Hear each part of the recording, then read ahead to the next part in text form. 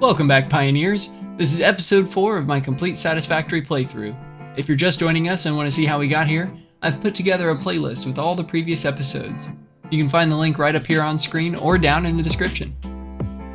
Last time, we built a massive iron factory to lock down the basics for this stage of the game. But now that we're on tiers 5 and 6, and we've used up all of our power, it's time to dive into oil. We're going to turn it into fuel for a new big power plant, and use the byproducts to finally start making plastic and rubber. So the first thing we got to do this episode is actually unlock oil processing. Without it, we can't do anything we have planned.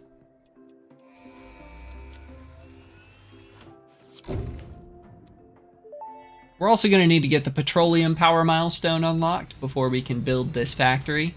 This is going to require motors, encased industrial beams, plastic, and rubber. We've got the first two already automated, but we don't have any plastic or rubber. So let's get some refineries going and get some out.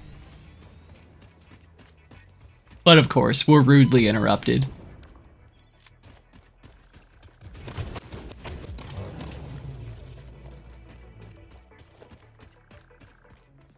And after some time, we have enough plastic and rubber to unlock petroleum power.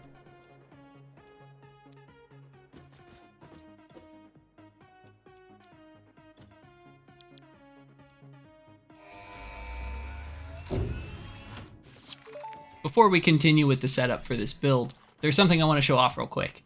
Those strange glowing orbs you'll find around the map, also known as Mercer spheres. They're what you need to craft dimensional depots. You'll also need strange alien matter, also known as SAM, plus steel unlocked before you can actually build them.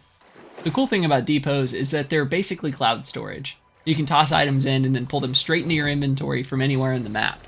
Super handy when you don't feel like running back to base for that one stack of plates you forgot.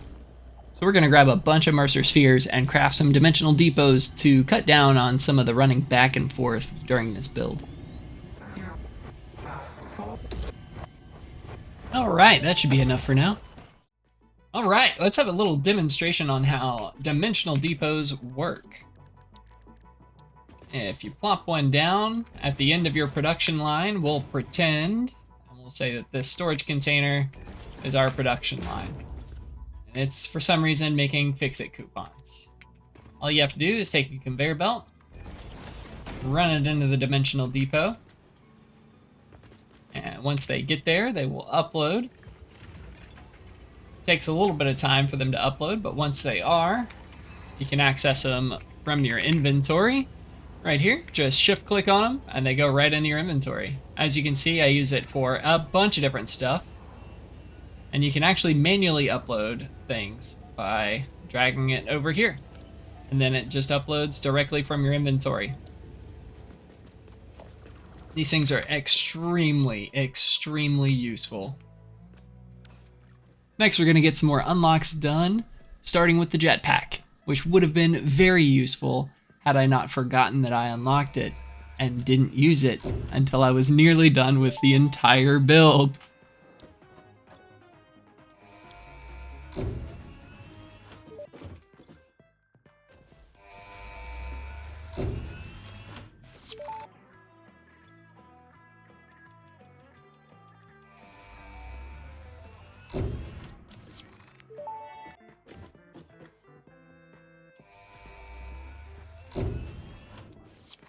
Alright, it's that time again.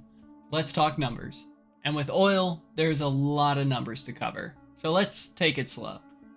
For this build, we're pulling from 4 oil nodes total, 2 normal and 2 pure. Now by themselves that wouldn't give us nearly enough, but here's where overclocking comes in. With each one maxed out, we're looking at a combined 1,800 cubic meters of crude oil every single minute. That's a lot of black gold flowing in. All of that oil gets sent straight into a field of 30 refineries. Each one's job is to take crude and turn it into fuel. Pretty simple, right? Each refinery cranks out 40 cubic meters of fuel per minute. But there's a catch. This is where the game starts throwing byproducts at us. Alongside the fuel, each refinery also spits out 30 units of polymer resin every minute. And if you just let that stuff sit there, it'll clog up the whole system and bring production to a stop. So we've got to do something with it. There's a few different options for how to deal with polymer resin. Our solution today is to run the resin into another set of refineries. we'll mix in some water and convert it into more useful stuff, specifically 180 plastic and 180 rubber per minute. That way nothing goes to waste. For now, all of that plastic and rubber gets loaded onto a train and shipped back to the ironworks for storage. Later on, I'll use the plastic to make computers in another episode, but for now it just sits in storage. Now back to the fuel. Out of those 30 refineries, we end up with 1,200 cubic meters of fuel per minute. That's enough to power 60 fuel generators, and when they're running at full tilt, we're talking about a staggering 15,000 megawatts of power. That's 5 times what our coal power plant produces.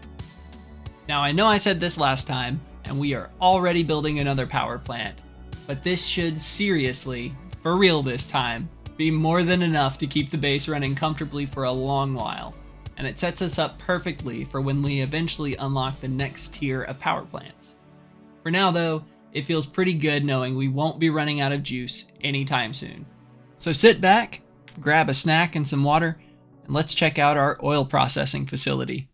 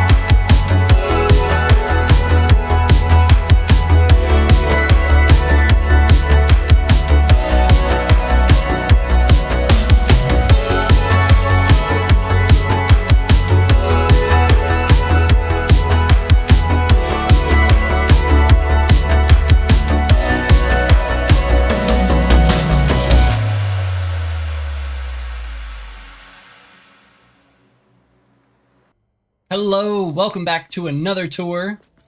We're starting over at the ironworks because I have something to show you guys.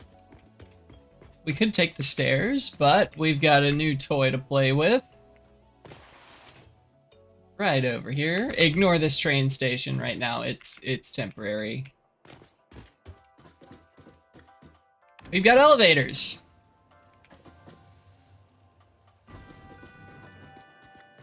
Kind of a pointless one, but hey, they're there. This is our ironworks train station. It drops off all the plastic and rubber. We'll go down to that floor just to show you. None of this is staying looking like this. I still have to decorate this train station, but it's here. Mostly I did it to stop the train from dropping off plastic and rubber and gumming up everything back at the refinery. But over here we have also hypertubes, another new toy to play with. While we're heading over, I want to talk a little bit about fluids. So fluids have been the bane of my existence on this build. The fuel power plant is not running at 100% efficiency, and I cannot for the life of me figure out why. I'm going to end up having to turn off 4 to 8 fuel powered generators to make sure everything runs consistently, because you don't want power fluctuations. Those are not good. But this is our actually decorated train station. We'll go down that elevator in a minute. But here it is. I like it a lot. I was very, very happy with this. Over here, we've got plastic and rubber. And this is a special surprise for later. Another episode. Probably not the next one, but maybe. Maybe. Anyway, let's head down. We'll go check out the rest of the facility.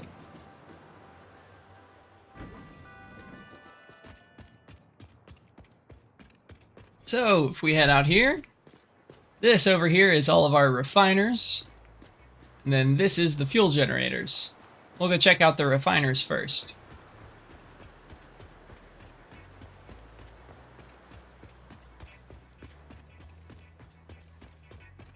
This is our refinery.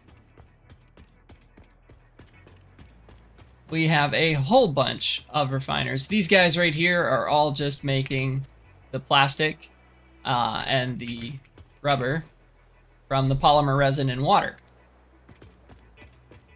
And then these guys, same thing. All of the ones that are visible here are just making plastic and rubber. The other ones are kind of on the inside. I'll get up on top and I'll show you where they are. They're a little bit hidden. But if we run up here, there they are.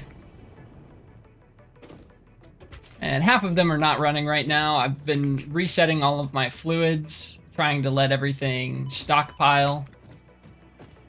A happy pipe is a full pipe. Or backwards. A full pipe is a happy pipe. I'm trying to get everything balanced and getting it working 100%, but I don't think it's gonna happen. I think I just need to overproduce on fuel, which I really didn't want to do, but hey, here we are. Anyway, this is the fuel power plant. You can walk in here. One other thing I learned while filming that video, the little clapping segment.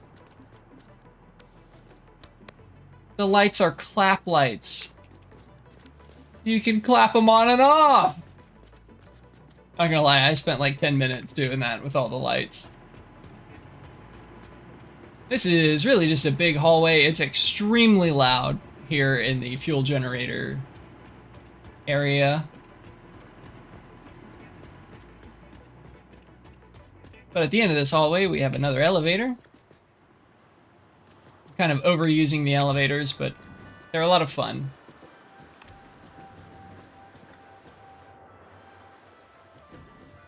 Cool little view out. And I've got kill switches for both sides, so if something goes wrong, we can monitor the power, make sure everything's working, and then if something stops working, then we can kill the power and work on it as needed. This kill switch is for all of these, and then that one, of course, is for all of these. We also have catwalks, so you can come over and check all the machines. I have all these on standby right now. All 30 of these. Just while everything filled up. We've got an industrial buffer on this side and an industrial buffer down there. We're still just running out of fuel. Something's going on with the oil, and it's just not getting to all the refineries for some reason.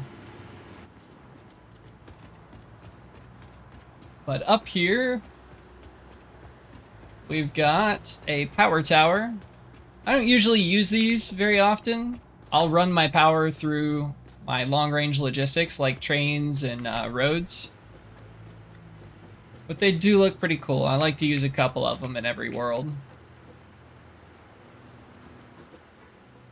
So that's really the whole thing.